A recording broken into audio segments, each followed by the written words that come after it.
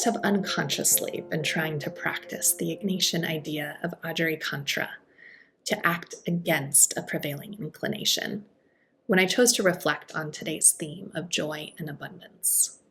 Because if I'm honest, I'm not exactly in a season of life where I feel either of those things. Lately, I've been more aware of my limitations than my abundance, more aware of what feels depleted than what feels overflowing. And so what I found most consoling in today's gospel was not the abundance of wine at the end of the story, but Mary's attentiveness at the beginning. A celebration is underway when Mary notices something that no one else seems to see. The wine is running out. No one comes to Mary asking for help. The bride and groom don't appear to notice. The steward doesn't have a solution, but Mary is paying attention. Perhaps that's what love does. Love notices. Mothers are often on the lookout for what others miss.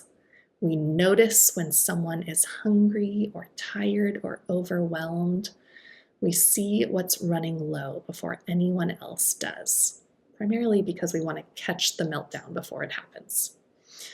But lately, I've found myself reflecting on how much I need people like Mary in my own life. There are seasons when we are the ones carrying hope and abundance for others, but there are also seasons when our own reserves feel depleted. Seasons when the wine is running low, when joy feels distant, when we simply don't have the capacity we once did. In those moments, what a gift it is to have someone who notices. Someone who sees our weariness before we have words for it.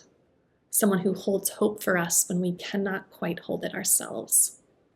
Someone who gently brings our need before Jesus when we ourselves don't have the words to pray. Our contemporary voice today describes grace as the celebration of life, relentlessly hounding all the non-celebrants of the world. I love that image.